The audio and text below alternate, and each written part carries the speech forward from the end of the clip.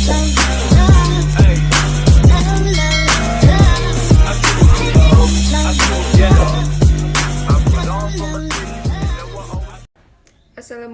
warahmatullahi wabarakatuh.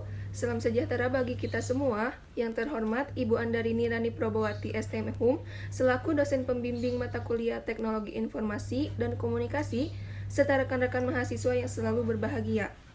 Puji syukur marilah kita panjatkan kepada Allah Subhanahu wa Ta'ala yang telah memberikan nikmat dan hidayahnya kepada kita semua sehingga kita bisa mengikuti ulangan akhir semester ini. Salawat serta salam semoga tetap terlimpahkan kepada junjungan kita Nabi Muhammad SAW. Sebelumnya perkenalkan saya Imelda Sari sebagai moderator beserta anggota kelompok 3 yaitu Neng Tiara, Hadi Mulyani, dan Sophia Al-Hariri. Adapun topik yang akan kita bahas pada presentasi kali ini yaitu mengenai Net Present Value atau NPV. Saya selaku moderator akan membacakan rangkaian acara pada diskusi ini, diantaranya yang pertama, penyampaian materi mengenai pengertian Excel dan NPV yang akan disampaikan oleh Sophia. Yang kedua, fungsi NPV yang akan disampaikan oleh Neng. Yang ketiga, cara perhitungannya yang akan disampaikan oleh Hani. Yang keempat, penyampaian kesimpulan oleh saya sendiri. Dan yang kelima adalah penutupan. Untuk lebih jelasnya mengenai NPV, langsung saja kepada penyampaian materi yang pertama mengenai pengertian Excel dan NPV yang akan disampaikan oleh Sophia. Kepada Sophia, saya persilahkan. Assalamualaikum warahmatullahi wabarakatuh. Di sini saya Sophia Al-Hariri akan memaparkan mengenai pengertian NPV. NPV atau Net Present Value adalah selisih antara pengeluaran dan pemasukan yang telah disesuaikan dengan menggunakan faktor diskon. Atau dengan kata lain, NPV adalah arus kas perkiraan pada masa yang akan datang yang disesuaikan digunakan dalam proyeksi arus kas atau proyeksi untung rugi suatu proyek, bisnis atau investasi, di mana tujuannya adalah untuk mengetahui nilai yang berbeda di periode waktu yang akan datang. Dalam melakukan kalkulasi NPV sebelum berinvestasi, diharapkan bisa memberikan dampak positif untuk kinerja keuangan perusahaan. Para direksi juga bisa mempertanggungjawabkan usaha mereka dalam menjalankan bisnis, khususnya dalam mengetahui aset atau uang perusahaan. Sekian yang dapat saya sampaikan. Assalamualaikum warahmatullahi wabarakatuh. Iya, terima kasih Sophia atas penyampaiannya. Selanjutnya ada fungsi dari NPV yang akan disampaikan oleh Neng. Kepada Neng saya persilahkan. Baik, terima kasih kepada moderator.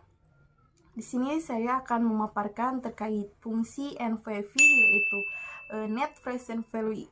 Nah, fungsi Net Present Value yaitu untuk mengukur kemampuan dan peluang sebuah perusahaan dalam menjalankan investasinya, sehingga beberapa tahun yang akan datang yaitu ketika nilai mata uangnya berubah dan berdampak pada arus kas perusahaan.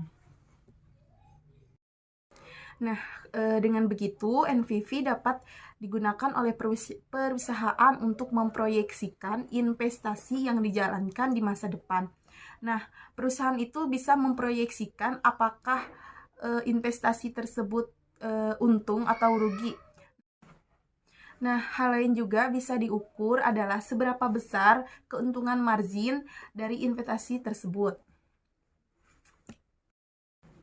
Nah, tujuan akhirnya agar manajemen perusahaan tahu apakah investasi itu layak digunakan atau apakah usaha yang akan dikeluarkan sebanding dengan yang dihasilkan.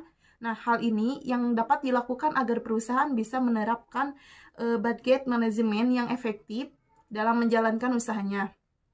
Oleh karena itu, NPV juga dapat diartikan sebagai perkiraan keuntungan yang didapatkan sebuah perusahaan di masa depan jika menanamkan modal dengan nilai uang saat ini. Terima kasih, saya kembalikan lagi kepada moderator. Iya, terima kasih Neng atas penyampaiannya. Selanjutnya adalah cara penghitungannya yang akan disampaikan oleh Hani. Kepada Hani saya persilahkan. Assalamualaikum warahmatullahi wabarakatuh. Terima kasih kepada moderator. Di sini saya Hani Mulyani akan menjelaskan bagaimana cara menghitung Net Present Value atau NPV di Microsoft Excel.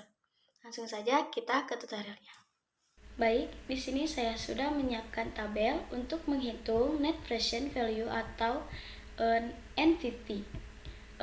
Nanti di sini saya akan menggunakan dua cara. Yang pertama dengan pendekatan rumus manual menggunakan sel. Yang kedua dengan pendekatan rumus fungsi Excel. Dari tabel pertama ada periode N. Periode N ini merupakan periode tahunan dari periode 1 sampai periode 5. Lalu ada cash inflow atau arus kas masuk. Setelah itu ada cash outflow atau arus kas keluar. Lalu ada juga net cash flow atau arus kas bersih, dan ada juga vektor VV dan PV. Di sini saya sudah menyiapkan cash inflow dengan Rp0 seperti ini. Lalu saya akan menginvestasikan atau cash outflow arus kas keluar yaitu sebesar 45 juta seperti ini. Dan saya juga sudah menyiapkan cash inflow dan cash outflow dari periode pertama sampai periode kelima seperti ini.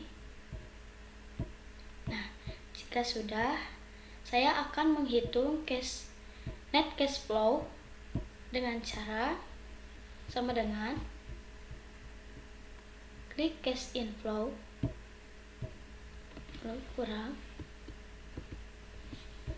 klik cash outflow. Jika sudah, lalu kita enter. Nah, jika sudah seperti ini, lalu kita supaya lebih mudah, cukup kita free handle ke bawah seperti ini. Nah, jika sudah, jangan lupa kita jumlahkan net cash flow, ketik sama dengan, lalu ketik sum, lalu kita sorot net cash flow dari periode pertama sampai periode kelima, lalu enter. Nah, jika sudah, saya akan menghitung vektor PP dengan menggunakan rumus yang ada di sebelah tabel ini. Nah, ini caranya yaitu sama dengan X1 dibagi 1 ditambah. Nah, di sini saya sudah menyiapkan tinggi bunga sebanyak 15%. Klik yang 15% ini. Lalu kita absolutkan 1 kali seperti ini. Lalu kita pangkatkan dengan N. Cukup kita klik periode N yang satu ini. Jika sudah, lalu kita enter. Nah, klik cash saja. Nah, jika sudah, kita free handle lagi ke bawah seperti ini. Nah, lalu saya akan menghitung PP ini dengan cara ketik sama dengan, lalu klik net cash flow yang ini, lalu kalikan dengan vektor PP yang ini, lalu lalu enter. Nah, kalau sudah seperti ini, lalu kita handle lagi ke bawah seperti ini. Nah, jangan lupa kita jumlahkan NPV-nya dengan cara sama dengan lalu sum. Kita handle PP dari periode pertama sampai periode kelima. Lalu enter. Nah, jika sudah dijumlahkan seperti ini, lalu saya akan menghitung dengan pendekatan rumus fungsi Excel.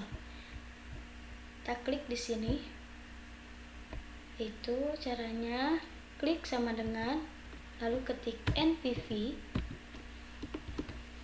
Lalu klik tinggi bunga yang ada di sini yang 5% ini. Kita klik, lalu koma. Lalu kita sorot net cash flow dari periode pertama sampai periode kelima. Lalu kita enter. Nah, jika nilai NPV sudah sama, maka jika NPV lebih besar dari cash outflow atau arus kas keluar, maka cara pengambilan keputusan, jika NPV lebih dari investasi, maka investasi diambil. Jika NPV kurang dari investasi, maka rencana investasi tidak diambil secara nilai waktu uang akan rugi. Yang selanjutnya, jika NPV sama dengan investasi, maka tidak akan memperoleh apapun. Cukup sekian yang dapat saya sampaikan. Saya kembalikan kepada moderator. Terima kasih. Wassalamualaikum warahmatullahi wabarakatuh. Iya, terima kasih Hani atas penyampaiannya. Selanjutnya saya sendiri Imelda Sari akan menyampaikan kesimpulannya.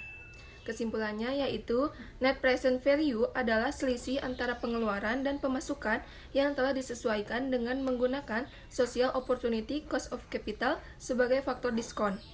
Berfungsi untuk mengukur kemampuan dan peluang sebuah perusahaan dalam menjalankan investasinya dalam beberapa tahun ke depan.